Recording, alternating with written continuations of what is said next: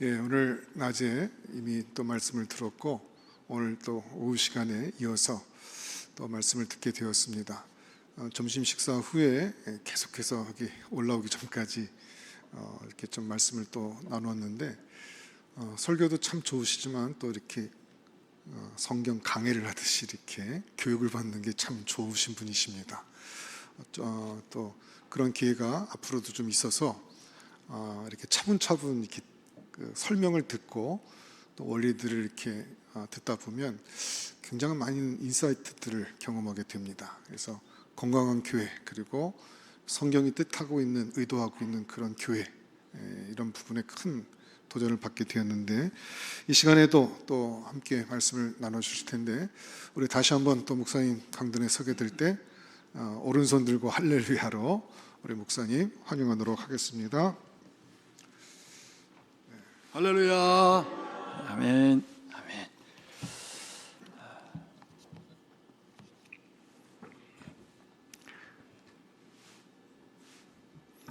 제가 여러분에게 가르쳐드린 새로운 인사, 내 안에 계신 주님은 당신 안에 계신 주님과 한 분이십니다. 기억하시나요? 한번 다시 한번 또 일어나셔가지고 한번 여러분 서로 찾아가셔갖고 서로 인사를 한번 해주시죠. 내 안에 계신 주님은 집사님, 또 권사님, 또 장로님 안에 계신 주님과 한 분이십니다. 아멘. 네, 감사합니다.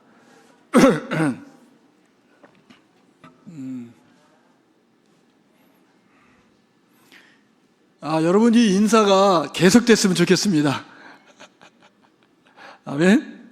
예, 오케이. 우리는 우리 가족, 우리 아내와 또 우리 딸들은 결혼해서 살고 있지만 만나게 되면 제주도에 살고 있거든요. 만나게 되면은 인사를 하게 됩니다. 내 안에 계신 주님은 우리 큰딸 이름이 조이예요. 조이 안에 계신 주님과 한 분입니다. 또 우리 조이가 내 안에 계신 주님은 아빠 안에 계신 주님과 한 분입니다. 그러면요 분위기가 달라져요, 여러분. 예, 여러분 이 인사는요 우리가 이렇게 대예배뿐만 아니라 우리가 구역으로 모였을 때 내 안에 계신 주님은 집사님 안에 계신 주님과 한 분입니다. 우리는 같은 주님을 섬기고 있습니다. 여러분 믿습니까? 오케이. 그 교회가 하나가 되지 않는 게 기적이에요. 예, 분명히 내 안에 계신 주님과 또 여러분 안에 계신 주님과 한 분인데 어떻게 하나가 안 됩니까?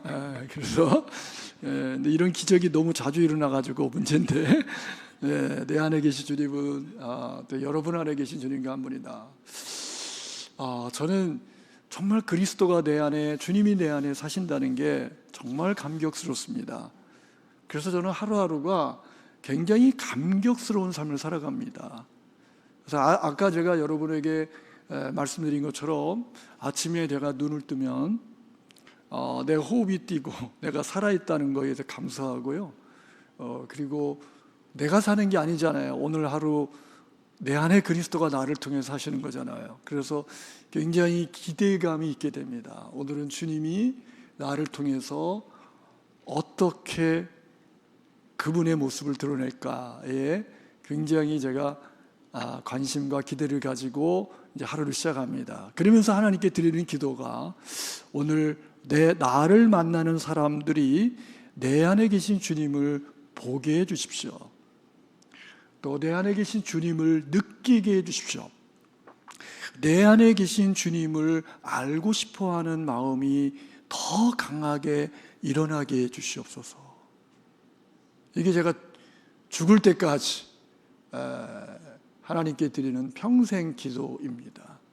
그래서 저는 제 인생이, 제 삶이 제가 얼마만큼 더 살지는 모르겠지만 내 안에 계신 그 주님을 더욱 선명하게 드러내며 살아가는 것, 그것이 저의 인생의 최고의 목적입니다. 자, 오늘 우리 재직 헌신 예배로 우리 오후에 우리 모였는데요.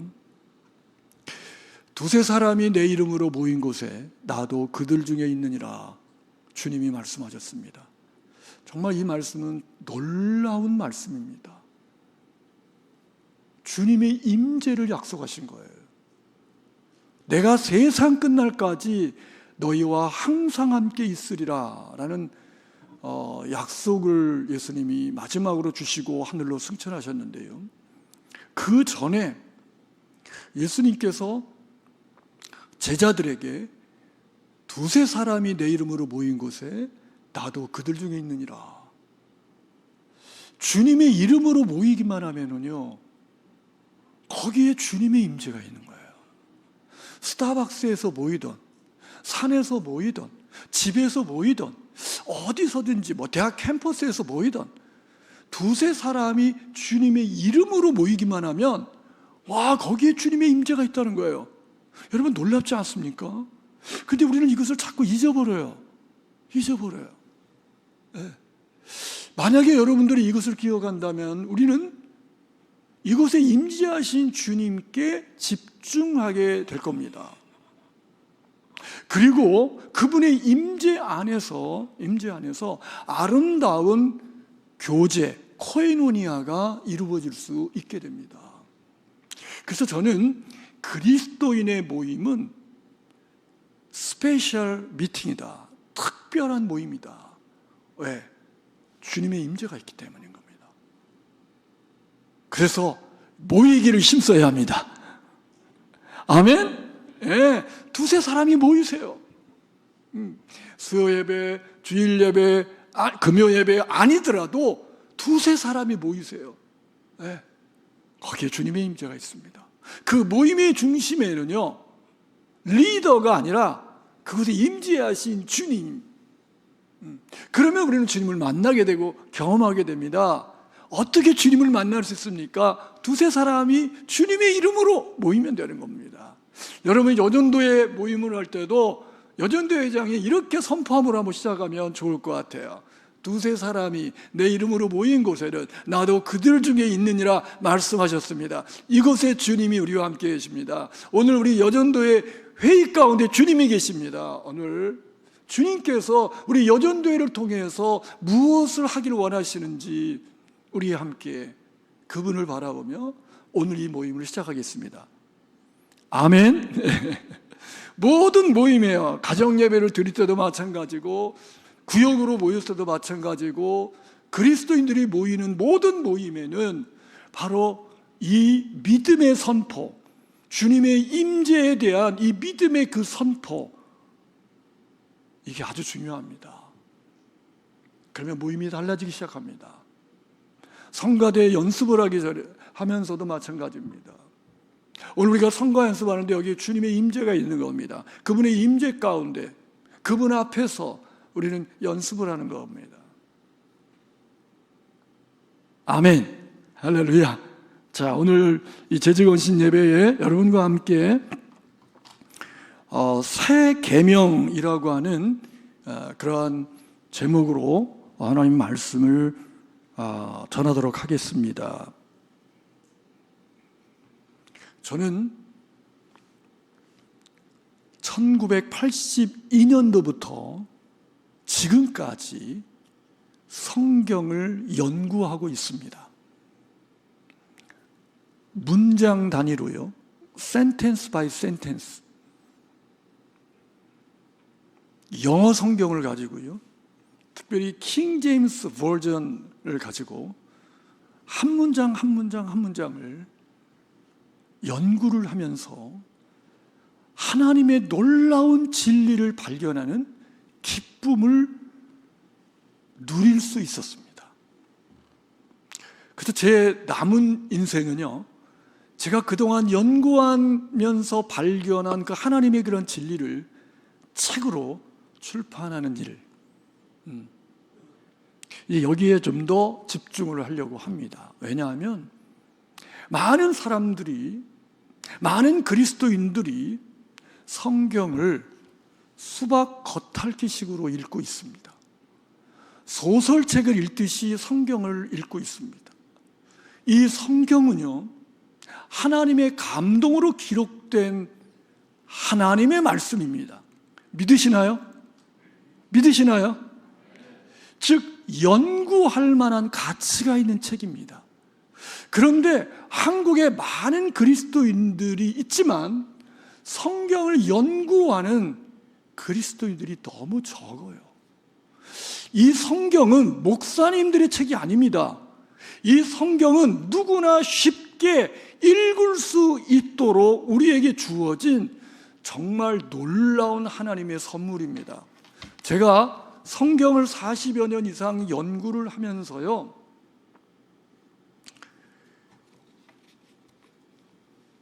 하나님의 언어, 예수님이 하늘의 영광을 버리고 이 땅에 오셔서 33년을 사셨습니다.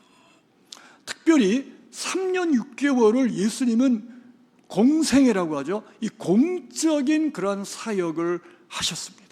예수님께서 물고기 2마리와 보리떡 5개로 5,000명을 먹이시기도 하고요, 물을 포도주로 바꾸는 기적을 일으키기도 하고요, 죽은 뒤 나흘에 나사로를 살리시는 기적도 행하실 뿐만 아니라 또 예수님께서 무리를 가르치시는 그 가르치심의 내용, 예수님이 니고데모와의 대화의 내용, 사마리아 여인과의 대화의 그런 내용, 여러분 이 내용을 좀 더 깊이 제가 연구를 하면서 저는 예수님의 언어, 예수님은 신약성경 특별히 복음서에 예수님은 150개의 질문을 하셨습니다.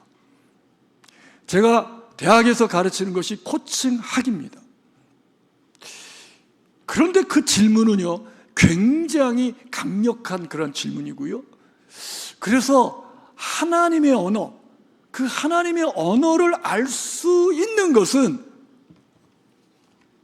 성경밖에 없습니다. 사마리아 여인과 예수님과의 그 대화, 그 대화의 그 내용 속에서 우리는 어떻게 하나님을 모르는 불신자와 대화를 할 수 있는지 원리와 방법을 배울 수가 있습니다. 그래서 제가 지금 책을 완성을 해서 출판하려고 하는 것이 뭐냐면 비신자와 어떻게 대화할 수 있는지에 관한 책입니다. 이 책이 출판되면 꼭 여러분 구입해서 읽어보시면, 여러분들이 그렇지 않아요? 하나님을 전혀 모르는 사람들하고 어떻게 대화를 시작해야 되고 어떻게 대화를 해야 되는지 궁금하지 않나요? 별로 궁금하지 않나 봐요. 네. 바로 그 책을 쓸 수 있었던 거는요, 요한복음 4장에 예수님과 사마리아 여인과의 그 대화, 그 대화의 그 내용, 예수님이 물 좀 달라라고 왜 사마리아 여인에게 그 말을 시작하셨을까? 그 말을 꺼냄으로 대화가 시작이 됐는데 거기에 예수님의 의도는 무엇이었을까? 예수님의 마음은 무엇이었을까? 거기에서 아주 중요한 방법을 발견하게 된 겁니다. 그래서 그걸 가지고 책을 쓰게 된 겁니다. 성경은 너무 놀라운 책입니다. 우리가 이 땅에서 이 성경을 읽을 수 있고 연구할 수 있다는 것은 정말 놀라운 축복입니다. 자, 여러분 오늘 말씀을 보시죠. 오늘 말씀은요, 그 배경이 예수님이 십자가에 못 박혀 피 흘려 돌아가시기 바로 전날 밤에 일어났던 일입니다. 예수님께서 십자가에 달려 돌아가시기 전날 제자들과 함께 마지막 최후의 만찬을 하셨습니다. 주 유월절 식사를 하신 거예요. 예수님께서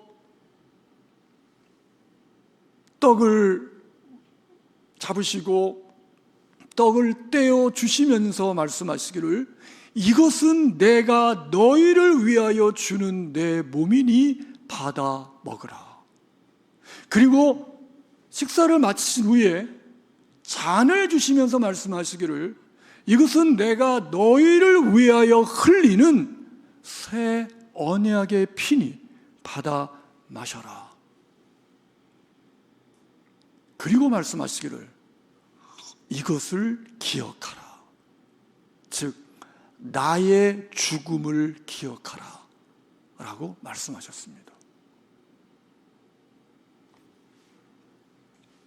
그리고 예수님께서 식사를 다 마치시고 예수님이 대야에다가 물을 떠다가 제자들의 발을 일일이 씻겨 주셨습니다. 베드로의 발을 씻기려고 할 때 베드로를요, 주여 안 됩니다.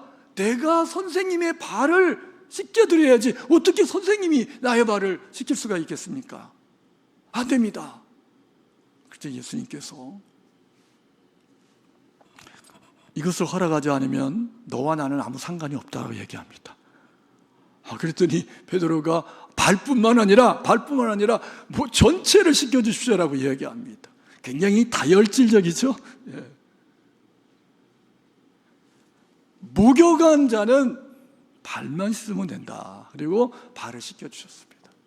그리고 자리에 앉으셔가지고 예수님께서 내가 선생된 자로서 너희의 발을 씻겨준 것처럼 너희도 이와 같이 하라라고 말씀하셨습니다. 이것이 예수님의 마지막 사역입니다.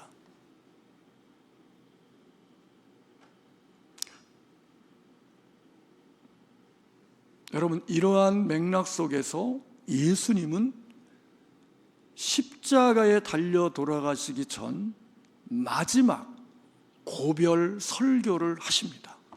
그 고별 설교의 내용이 13장, 14장, 15장, 16장에 기록되어 있습니다. 이 13장부터 16장까지의 예수님의 마지막 설교, 제자들에게 하신 마지막 그 설교의 내용은 그 전에 예수님이 가르치셨던 내용과는 완전히 다른 내용이었습니다. 제가 요한복음을 연구하면서 그것을 발견하게 되었는데요, 예수님의 마지막 설교의 첫 번째 메시지가 바로 요한복음 13장 34절 35절에 있는 말씀입니다. 자, 여러분 34절 말씀을 한번 보시기 바랍니다. 새 계명을 너희에게 주노니 서로 사랑하라. 내가 너희를 사랑한 것 같이 너희도 서로 사랑하라. 여러분, 여기에서 예수님은 새 계명이라는 용어를 사용하십니다. 복음서 전체에서 예수님이 새로운이라는 형용사를 사용해서 말씀하신 것이 몇 번 있습니다. 새 가죽부대, 새 포도주, 새 언약, 이 새로운이라는 단어가 들어가 있는 그런 단어들. 그런데 예수님이 십자가에 못 박여 피 흘려 돌아가시기 전에 제자들에게 마지막으로 설교하시면서 마지막으로 주신 말씀이 뭐냐? 새 계명입니다, 여러분. 새 계명은 뭐예요? New Commandment, 새로운 명령입니다. 새로운 명령. 그러면 여러분, 우리는요, 새로운, 그러면 새롭지 않은 옛 계명이 있는 거죠. 옛 계명과 새 계명이 어떻게 다른 것인지를 아셔야 합니다, 여러분. 새 계명은 잊혀져 가고 있는 계명입니다. 지금 한국 교회 전체적으로 볼 때 새 계명이 잊혀져 가고 있습니다. 옛 계명은 무엇일까요? 예수님이 제자들에게 새 계명을 주셨어요. 예수님은요, 많은 무리들, 예수님을 따르는 많은 무리들에게 예수님께서 내가 너희에게 새 계명을 주노니라고 하지 않으셨습니다. 여러분이 성경을 읽을 때 예수님의 말씀이 무리를 향한 말씀인지 아니면 소그룹 제자 공동체 안에서 제자들에게 하신 말씀인지를 먼저 여러분들이 잘 분별하는 것이 중요합니다. 왜 예수님은 12제자 공동체 안에서 또 예수님이 십자가에 못 박혀 피 흘려 돌아가시기 전날 밤에 새 계명을 주셨을까요? 궁금하지 않나요? 새로운 계명. 자, 이것에 대해서 먼저 여러분에게 말씀을 드리기 전에 옛 계명과 새 계명이 무엇이 다른 건지를 먼저 말씀드리도록 하겠습니다. 한 번은요, 한 율법사가 예수님을 찾아왔습니다. 예수님, 가장 위대한 계명이 무엇입니까? 라고 물었습니다. 그럴 때 예수님께서 마음을 다하고 목숨을 다하고 힘을 다하여 주 너희 하나님을 사랑하라, 이것이다라고 얘기했습니다. 둘째도 그와 같으니 이웃을 내 몸과 같이 사랑하라 하는 이것이다라고 이야기합니다. 네가 이 계명을 지켰냐? 네, 다 지켰습니다. 자, 하나님이 모세를 통해서 주신 계명입니다. 하나님은 한 분이시니 마음을 다하고 목숨을 다하고 뜻을 다하여 주 너희의 하나님을 사랑하라. 신명기 6장에 기록되어 있습니다. 이게 바로 옛 계명입니다. 구약 성경에 나오는 옛 계명입니다. 이 옛 계명은요, 일방적인 사랑입니다. 내가 마음을 다해서 하나님을 사랑하는 것입니다. 내가 마음을 다해서 하나님을 사랑하는 거예요. 이웃을 내 몸과 같이 사랑하는 겁니다. 즉 일방통행입니다. 일방통행이에요. 그런데 예수님이 제자들에게 주신 이 계명은요, 서로 사랑입니다. 이건 일방통행이 아니라 쌍방통행인 겁니다. 자, 내가 너를 사랑하고 너가 나를 사랑하는, 이게 새 계명인 것입니다. 서로 사랑인 것입니다. 여러분, 구약 성경을 창세기부터 말라기까지를 읽어보십시오. 서로 사랑이라는 말이 한 군데도 나오지 않습니다. 이 서로 사랑하라는 이 마지막 명령을 예수님이 제자들에게 주신 겁니다. 자, 오늘 이 재직 헌신 예배를 드리면서 특별히 오늘 우리 헌신을 다짐하는 우리 재직들이 정말 마음에 두어야 할 너무너무 중요하고 위대한 계명은 서로 사랑하라는 계명입니다. 이 계명은 나 혼자서 지킬 수 없는 계명입니다. 나는 상대방을 사랑합니다. 그런데 상대방이 나를 사랑하지 않으면 서로 사랑이 이루어지지 않는 거예요. 남편은 아내를 사랑합니다. 근데 아내가 남편을 사랑하지 않아요. 그럼 서로 사랑이 이루어지지 않는 거예요. 예수님이 원하는 그 사랑은 서로 사랑입니다. 이 서로 사랑은요, 혼자서는 지킬 수가 없고요, 둘이 있어야 됩니다. 둘이. 이 서로 사랑을 지킬 수 있는 그 환경은 바로 소그룹 구역입니다. 제가 우리 유병수 목사님을 통해서 이 사롭게 구역을 시작한다는 말을 들었습니다. 우리가 구역 모임을 왜 해야 됩니까? 우리가 구역으로 왜 모여야 합니까? 새 계명을 지키기 위해서입니다. 구역 모임의 중심은 구역장이 아니라 그곳에 임재하신 주님입니다. 그럼 구역장의 역할은 뭐죠? 이곳에 임재하신 주님께 집중할 수 있도록 돕는 역할을 해야 하는 겁니다. 여기에 중요한 게 뭐냐? 세 계명입니다. 서로 사랑하는 거예요. 야고보서에 보면은요, 서로 사랑하라라고 하는 이 계명 하나를 지키면 모든 계명을 다 지킨 거라고 이야기합니다. 와, 이게 놀랍지 않습니까?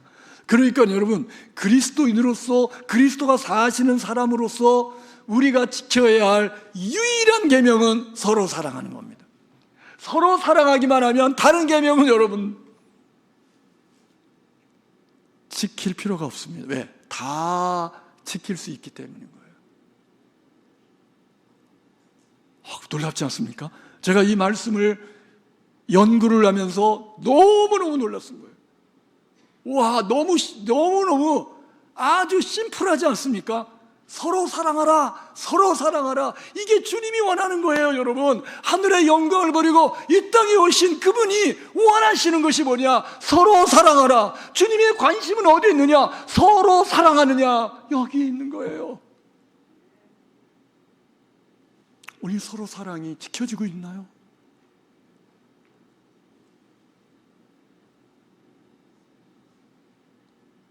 자, 그러면 이 서로 사랑을 어떻게 하는 겁니까? 오늘 본문 말씀을 여러분 보시기 바랍니다. 예수님이 방법을 가르쳐 주셨어요. 그냥 새 계명을 너희에게 준다, 서로 사랑하라, 이렇게 끝난 게 아니에요. 방법을 가르쳐 주셨어요. 어떻게 서로 사랑을 할 수 있는지 바로 이렇게 예수님이 말씀하셨습니다. 내가 너희를 사랑한 것 같이, 내가 너희를 사랑한 것 같이 너희도 서로 사랑하라. 여러분, 방법은요, 나의 사랑이 아니에요. 나의 사랑으로가 아니에요. 여러분, 나의 경험으로가 아니에요. 나의 지식으로가 아니에요. 나의 판단으로가 아니에요. 그분이 제자들을 사랑한 것 같이. 그러면 제자들을 어떻게 사랑하셨어요, 예수님은? 요한복음 15장 8절을 한번 보시기 바랍니다. 요한복음 15장 8절입니다. 잠깐만요. 8절이 아니라 9절입니다. 9절 말씀을 보면 아버지께서 나를 사랑하신 것 같이 나도 너희를 사랑하였으니. 자, 여기 내가 너희를 사랑한 것 같이 서로 사랑하라. 그러면 제자들을 예수님이 어떻게 사랑했는가? 바로 아버지께서 나를 사랑하신 것 같이 사랑했다는 겁니다. 즉, 아버지의 사랑으로 사랑한 겁니다. 아버지의 사랑에 감격할 때 서로 사랑이 가능한 겁니다. 그러면 아버지의 사랑은 무엇일까요?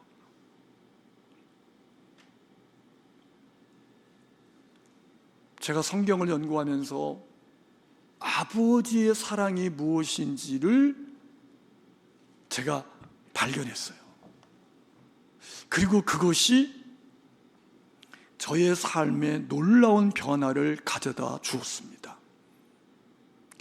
예수님께서 세례 요한에게 세례를 받으시고 물 위로 올라오실 때에 하늘이 열리면서 하나님 아버지의 음성이 들려왔습니다. 그런데 그 음성에는 이러한 내용이 있었습니다. 이는 내 사랑하는 아들이요, 내가 저를 기뻐하노라. 와우. 여기서 저는요, 하나님의 사랑이 무엇인지를 알게 된 겁니다. 하나님의 사랑은요, 존재를 기뻐하는 것입니다. 하나님의 사랑은 doing이 아니에요. doing에 초점이 맞춰져 있지 않아요. being에 초점이 맞춰져 있어요. 존재 자체를 사랑하는 겁니다. 기뻐하는 겁니다. 기뻐하는 거예요. 그래서 여러분 제 카톡에 여러분 보면 거기에 이 프로필에 하나님의 사랑은 존재를 기뻐하는 것입니다 라는 프로필이 있어요. 여러분, 존재를 기뻐하는 표현, 당신이 내 아내라는 것이 나에게 얼마나 큰 기쁨인지 모르겠어요. 장로님 우리 베델교회의 장로님이라는 것이 나에게는 얼마나 큰 기쁨인지 모르겠어요. 존재를 인하여 기뻐하시나요? 그리고 그런 표현을 하시나요? 오늘 예수는 하나님 아버지는요, 이는 내 사랑하는 아들이요 내가 저를 기뻐하노라. 하나님 아버지의 기쁨의 이유가 바로 하나님의 아들 예수님이셨습니다.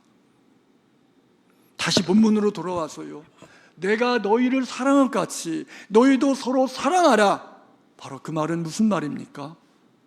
아버지가 나의 존재를 기뻐하는 것처럼 너희도 서로 존재를 기뻐하라는 겁니다.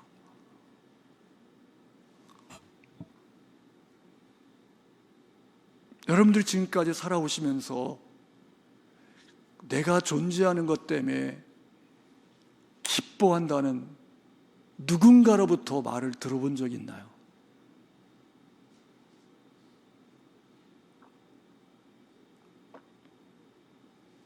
제가 이 사실을 깨닫고 저희 아내에게 존재를 기뻐하는 말을 했습니다. 그랬더니 저희 아내가 눈시울이 뜨거워지면서 눈물을 흘리더라고요.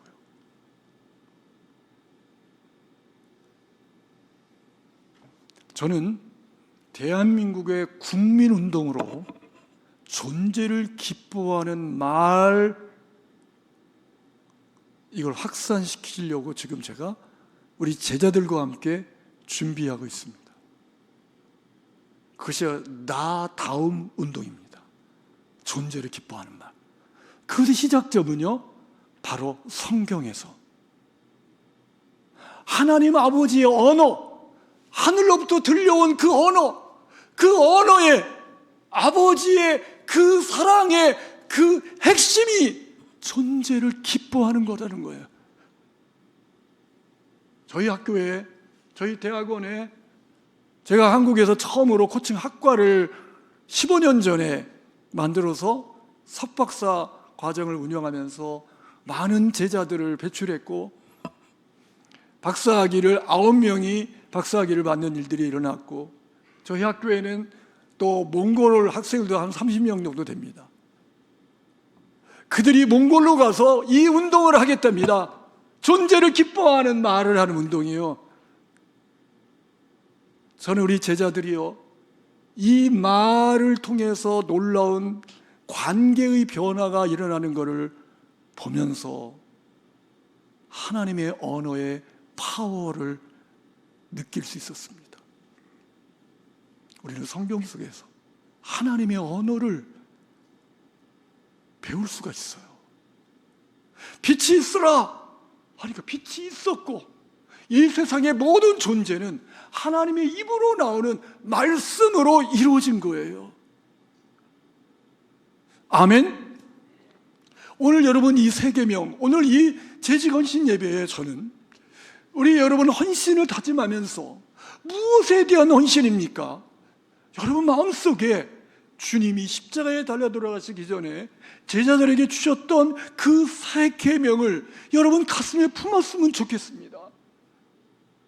그리고 오늘 이 헌신 예배를 통해서 이제 우리 재직들이, 우리 베델교회 성도들이 서로의 존재를 기뻐하는, 내 판단 기준이 아니라 이것은 옳은 거고 이것은 그런 거가 아니라 존재와 행동을 분리하는, 우리는요 거짓말을 했어요. 거짓말장이라고 낙인을 찍어요. 여러분 아닙니다. 존재, 하나님의 형상으로 지음받은 존재입니다. 예수님이 십자가에 못 박혀 피 흘려 돌아가실 정도로 아주 소중하고 존귀한 존재입니다. 그런데 가끔 거짓말한 거죠. 거짓말 장이가 아닙니다. 존재를 기뻐하는 거예요.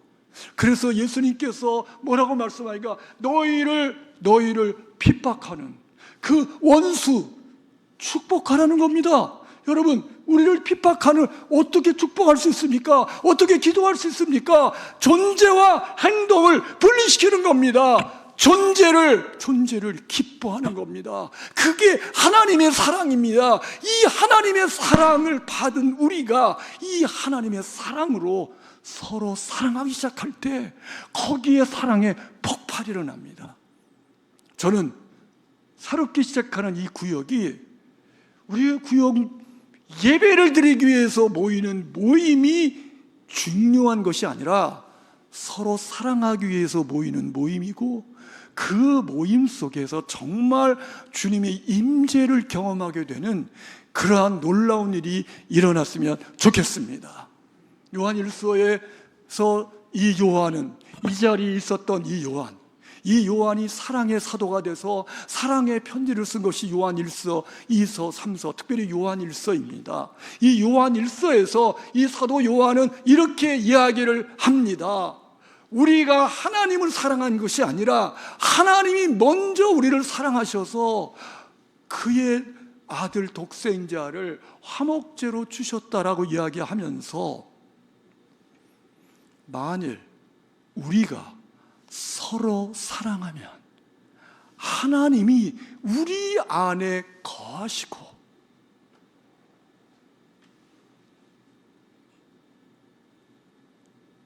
사랑이 온전해지게 되고 그 온전한 사랑이 두려움을 내어 쫓느니라 라고 이야기합니다.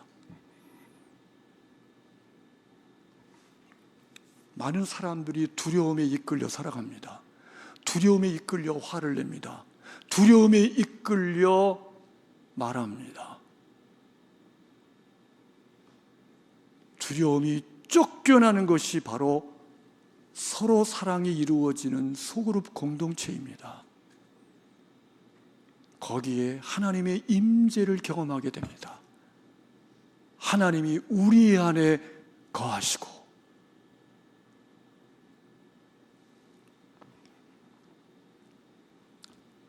그러면 이 새 계명이 무엇이고 새 계명을 어떻게 실천할 수 있으며 이제 마지막 세 번째, 왜 예수님은 새 계명을 주셨을까요? 왜 제자들에게 마지막으로 이 새 계명을 주셨을까요? 바로 오늘 본문 말씀을 여러분 35절에 보면 너희가 서로 사랑하면 이로써 모든 사람이 너희가 내 제자인 줄 알리라. 여러분, 여기에 예수님이 새 계명을 주신 이유가 기록되어 있습니다. 여러분, 바로 그것은 뭐냐면 제자 공동체 밖에 있는 모든 사람들이, 우리가 오늘날로 이야기하면 하나님을 믿지 않는 모든 사람들이, 불신자들이, 비신자들이, 그들이 너희가 서로 사랑하는 아버지의 사랑, 존재를 기뻐하는 것을 보게 되면 그들이 알게 된다는 겁니다. 뭘 알게 됩니까? 너희가 내 제자인 줄 알리라. 예수님의 제자됨을 드러낼 수가 있게 되는 겁니다. 이게 이 세상의 영향력입니다. 이 세상의 영향력을 한국 교회가 잃어가고 있습니다. 왜 그럴까요? 서로 사랑하라는 이 새 계명을 등한히 여기고 있기 때문인 것입니다. 자, 여러분, 예를 들어서 한 집사님이 이제 직장 생활을 합니다. 그런데 그 직장 생활에서 중요한 게 뭐예요? 서로 사랑입니다. 그 서로 사랑을 먼저 하나님 아버지의 사랑, 존재를 기뻐하는 말을 합니다. 존재를 기뻐하는 과장님이 우리 회사의 과장님이라는 것이 나에게는 얼마나 큰 기쁨인지 모른다고 존재를 기뻐하는 말을 하게 됩니다. 이런 말을 처음 들어봤는데 그런데 굉장히 기분이 좋네. 마음이 열립니다. 그래서 과장님하고 같이 밥도 먹습니다. 같이 친하게 됩니다. 그러면서 이 부사님이 이렇게 얘기합니다. 과장님, 구원 받으셔야 돼요. 에? 구원이 뭐야? 구원? 성경은 구원에 이르는 지혜를 주는 책인데요. 한번 성경을 읽어보시면 구원이 무엇인지를 알 수 있을 것 같아요. 여러분, 구원받은 이후에 내 인생이 바뀌었어요.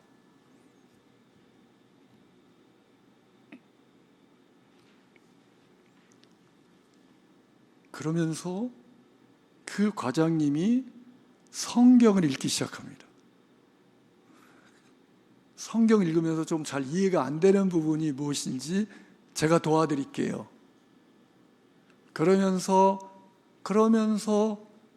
관계가 점점 신뢰할 수 있는 그런 관계가 세워지면서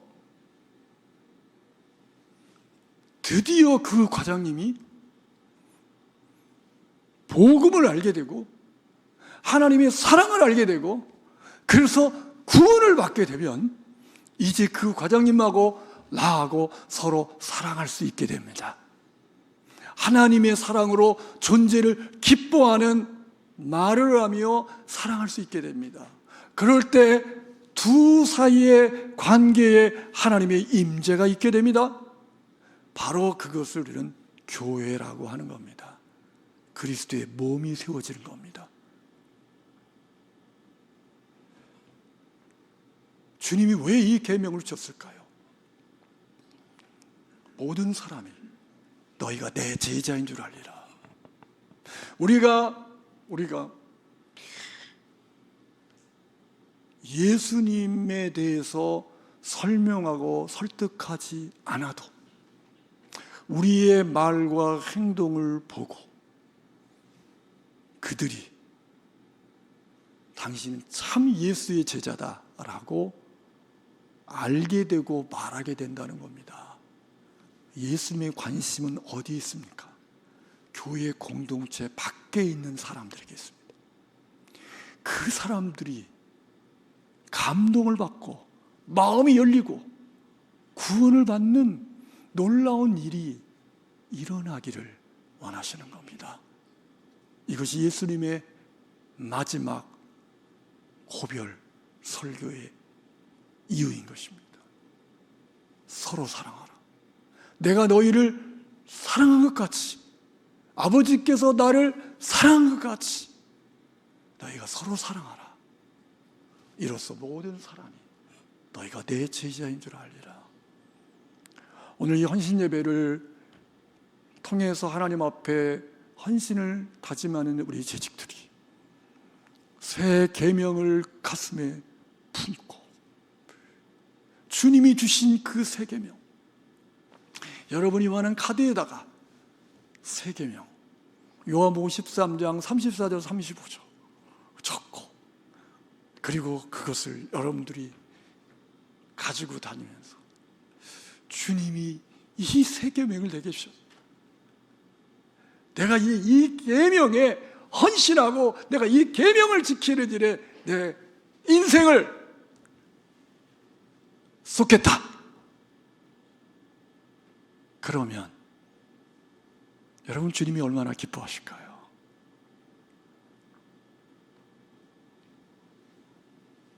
그것이 베델교회를 새롭게 하는 중요한 원동력이 될 것으로 확신합니다. 아멘.